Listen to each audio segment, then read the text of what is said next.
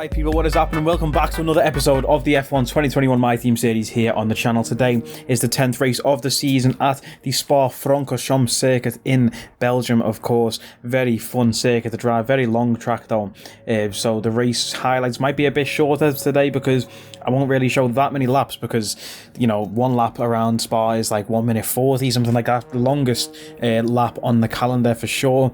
You can see here in the standings at the minute, we did have a DNF last race in Great Britain, of course, at Silverstone, which was devastating to see a DNF at our home race. And Lewis Hamilton then increased the gap on us to 42 points. So now it's gone from being one race difference between us two to being two. We, of course, had a gearbox failure. That is why we had to retire from that race. Very unfortunate. He was in the lead as well, looking very promising for that race to go on and win it, at least get top two, definitely. But we're going to have to replace our gearbox this race for the Spa GP. And of course that means a 5-place grid penalty, which means we need to try and do as well as we can in qualifying to try and get that pole position. So when we take that 5-place grid penalty, it doesn't affect us as much as it would if we started further back. So hopefully we do have the pace here today in Spa. Hopefully we can make it out to Q1, because as you've just seen, it's absolutely lashing it down in Q1, and I completely skipped Q1 anyway, and we did make it through in P7. I said last video we were going to start skipping Q1 and just showing the results of it, because, you know, our car is far superior to everyone else on the grid, apart from maybe the Red Bull, who actually do compete with us. But yeah, like I was saying, compared to, like, I don't even know, the cut-off is obviously the top 16. 16th place is like the Aston Martins, and we're like 3 seconds faster than Aston Martin, so we're never going to go out in Q1. And obviously if we did, I'd show that, but I'm just going to skip Q1 for these videos now. It saves a bit of time in the video again, and especially like a circuit like Spa, with it being such a long lap, there's no point showing that Q1 lap because it's a waste of time. Speaking of time, we've just gone purple in sector 1 there in Q2 now, of course, trying to qualify on the medium tyres. Verstappen in provisional pole kind of in Q2 here on the medium tyres, Hamilton in P5 with the soft tyres on. So that's interesting to see Hamilton going with a different strategy by the looks of things to us. We're trying to start on the mediums. Not sure what we're going to do for the strategy in the race, but that's perfect. I think that corner is called Puon, I do believe. Very obscure name, but we've took that perfectly, taking the F1 Esports racing line through there. As you've just seen, there's a bit of AstroTurf on the right hand side of the grass as you head down into Puon, and you cannot straddle your right hand side wheels on that grass or on the AstroTurf, sorry, and get the best grip and the best entry down into Puon. And if it's not called Puon, I'm just saying this very terrible word multiple times, even though it's not the corner. 1 second up in the Delta though, you see we've gone green through sector 2. Thought we would have went purple through sector 2 because that was a very, very nice sector 2 we've just taken there. Into the bus stop chicane now, breaking up the 100-meter board, down into second, short shifts into third on the exit, and then into fourth as we hit the DRS zone and crossing the line 1.7 faster, fastest lap of the session, purple sector 3. Very, very nice lap from us, a 140.5 on these medium tyres. I do believe that might have been our first lap on those tyres, so we just went back to the pits, and there we go. Guan Yu Zhou and Charles Leclerc have 5-place grid penalties after Q2. Don't know what they've done. Max Verstappen through this into Q3 by the skin of his teeth on those medium tyres. Would have been absolutely massive to see Verstappen go out in the top 10. He's only got through by 1/10 there to Fernando Alonso behind him. But yeah, let's check the incidents there. Guan Yu Zhou, Christian Lundgaard and Charles Leclerc, 5-place grid penalties for illegal blocking. Obviously I would have been in the pits while that happened, so I didn't see what happened, but 5-place grid penalties for those guys there. We're of course taking a 5-place grid penalty as well for the gearbox. Let's get into Q3 though. We're of course on the soft tyres. We've got Carlos Sainz in front of us there in the Mercedes. I am going to try and stick with Sainz to try and get a tow down the Kemmel Straight, because having a slipstream down the Kemmel Straight can give you absolutely incredible lap times. Taking a deep apex there out of the bus stop chicane, and that is Lewis Hamilton behind us as we head down into turn 1, 7th gear, breaking up the white line on the floor, down into second for the hairpin, and then you are completely flat out for the rest of this section of the track. We are up into the green in the Delta, up through Eau Rouge and Radion, climbing the hill there completely flat out. Feels so good to do. Now I'm on wheel and pedals. It's so hard on controller, but with wheel and pedals it's so good. Getting a bit of a tow there from Carlos Sainz down the Kemmel Straight into the braking zone. We go purple through sector 1. Lewis Hamilton, our teammate behind us, he's a bit further back than we are to Carlos, but Carlos, as you see that red light flashing on the back of his car, that means he's not on a push lap, he's on a charging or in lap. And yeah, we're going to get round the outside of him, but he might have cost us a bit of time coming through those corners there as we tried to avoid the collision with Carlos Sainz there, straddling the AstroTurf again, F1 Esports style, going a bit deep through P1, getting done for track limits, but it is what it is, you know what I mean? And then there goes Lewis Hamilton right behind us again. Like I say, hopefully he didn't pick up too much of a slipstream down that Kemmel Straight, the longest straight in any of the F1 races. And yeah, it's absolutely massive if you get a slipstream, just someone in front of you to punch a hole in the air, and you can just sit in behind him. Speaking of, another flat out section of the track here, not really a straight, it bends all the way through, so it's hard to overtake here, even though it is a straight. And is it a DRS zone? I don't actually think it is a DRS zone, but it is still easy to get. Slipstream down there, so Lewis behind us. I was trying to weave a little bit down the straight, and we come out to the bus stop chicane 3/10 up, crossing the line there. We did set fastest lap in Q2. Can we set the fastest lap in Q3 here? Was that lap good enough for pole position? Hopefully it was, because we do have the grid penalty to come. Let's find out. Did Lewis Hamilton beat us to that pole position spot here in Spa-Francorchamps? And he did by 7.5 tenths. So clearly that slipstream made a difference to Lewis Hamilton there. 7.5 tenths. That is absolutely crazy. Callum Ilott in P4, 1 whole second behind Lewis Hamilton. That is absolutely wild from Hamilton. Let's get to the race, see where we end up on the grid, and see where we finish at the end. Welcome along then to the Belgian Grand Prix, the race that gave us the maiden victory for the Jordan team in 1998. And in the same team, the phenomenal debut of a young Michael Schumacher. There's always something special around one of the many corners of this fan-favourite circuit. Spa-Francorchamps today, a circuit that spans 4.35 miles. There are tons of elevation changes along the way too. 19 corners making up this circuit, with 9 of those to the right and the remaining 10 to the left. This track is a great one for fans of pure speed. The average lap speed comes close to a whopping 145 miles an hour. With me today, of course, is Anthony Davidson. Let's discuss Red Bull. What do you make of their performance so far this season? Well, the atmosphere within that team seems very positive at the moment. Everyone seems like they're in great spirits and having a lot of fun doing what they do, and that's definitely contributed to the performances we've seen.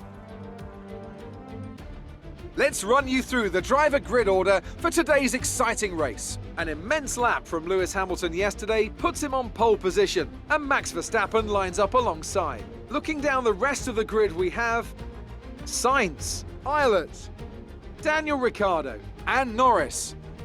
The owner driver, Gasly, Fernando Alonso and Jack Aitken. Leclerc, they'll be starting further back after an earlier grid penalty. Stroll, Mick Schumacher and Vettel. Giovinazzi, Joe, they've taken a grid penalty. Nicholas Latifi and Yuki Tsunoda.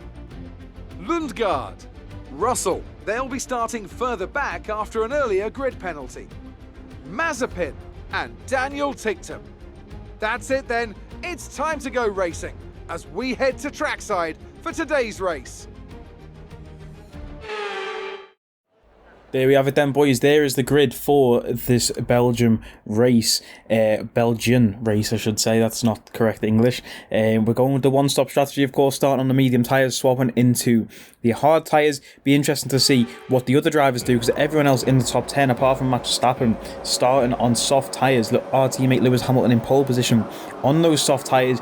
Lights out and away we go. He's off to a great start, taking the inside line down into the hairpin for turn 1. Lewis Hamilton up in the lead. We're side by side with Lando Norris coming through that hairpin. There's a bit of contact, I think, coming out of there. You see Pierre Gasly jumping over the sausage curb. We have a man to our right. I think that is Charles Leclerc. Bit of a touch there between me and Charles Leclerc as I try and get a good line heading up through Eau Rouge and Radion. We are up into P6. We started P7, I want to say, on the grid. Lando Norris has fell all the way down to 9th place on the grid there. Daniel Ricciardo up to P3 as well. There's a three-way battle there in front of us. Carlos Sainz and Callum Ilott. Great racing from Callum Ilott. He's up into P4, overtaking Carlos Sainz in the Mercedes. We tried to join that attack from Ilott. We tried to help him out there, try and take Carlos ourselves, but weren't close enough to do so. coming through the next corner now, staying with the Mercedes of Carlos Sainz, definitely a lot faster than that Mercedes car. As you can see, we're sticking with him even on this harder compound of medium tyres. Charles Leclerc right on our gearbox himself though, behind us in that Ferrari. He's made up a few places off the start. He was down in P11, Charles Leclerc, after a grid penalty like we mentioned in quali. His teammate Guan Yu Zhou down in P13 trying to recover from his grid penalty as well. And as you can see, the other Mercedes driver, Carlos Sainz, in front of us, but Lando Norris still down in P9, trying to recover after that bad start. I think he might have made a bit of contact with us coming through the hairpin as well, around the outside, looking for a move. Like I mentioned in quali, it's hard to make an overtake down this straight because it's not really straight. There's a bend there.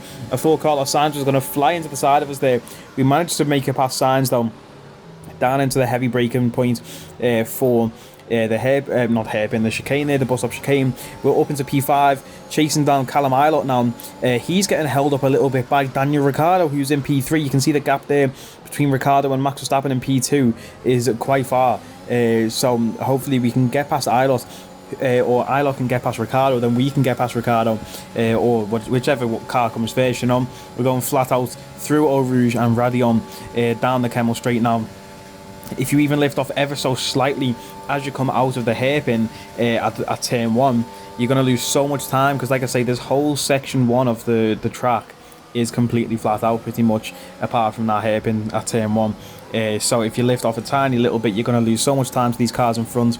We're taking it completely flat out, using all the battery that we can as well to try and reach these guys. The end of the Kemmel Straight, or on the Kemmel Straight, definitely the easiest overtaking opportunity at this track. There are a few, you know, down into the bus stop chicane, quite easy to overtake there as well, with it being such a heavy braking zone. But this sector 2, it's quite weavy and windy, you know, not really a place to be overtaken. You can see on the mini-map, or you can't anymore, but there was just a massive train of cars behind us. It's of course only lap 2. We're going to get the pack separated a little bit once DRS does come activated at the end of this lap.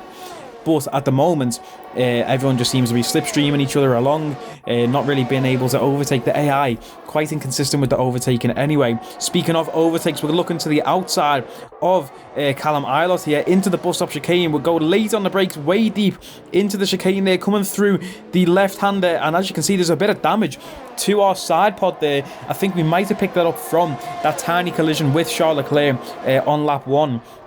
As we tried to set ourselves up for Eau Rouge and Radion, like his back left wheel touched the side pod of my car. We sort of got linked like Lego bricks.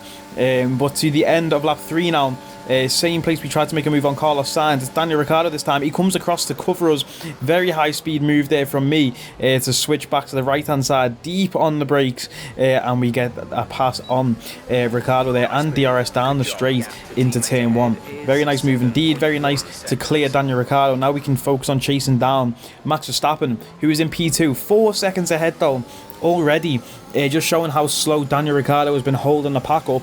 Of course, we started a bit further back on the grid anyway, so we weren't really in that fight. But coming to the end of lap 7 now, the gap to Verstappen is 7 seconds. The medium tyres started to die a little bit. You see we're going red in the sectors now. I did really push these tyres at the very start to try and make up those places off the grid. We're up into the podium spots again now, but we do have Callum Ilott 1.2 seconds behind us on soft tyres. He might catch us soon and get DRS, and getting DRS down the Kemmel Straight so easy to overtake. There goes Yuki Tsunoda out of the session, Daniel Ricciardo's teammate at McLaren for this season. Let's see what happened to him. Very high speed part of the track to be retiring at, but luckily he does make it out the way before anyone smashes into the back of him. There we go. Nice little colour coordination with the barrier there, with that, I don't even know what they call that colour. It's got a certain name, hasn't it? I know it's obviously orange before someone says orange, but I'm sure papaya, there you go, it's a papaya colour of orange. Yeah. Anyway, like I mentioned, the tyres were dead, but just like Lewis Hamilton says, Bono, my tyres are dead, then he says fastest lap.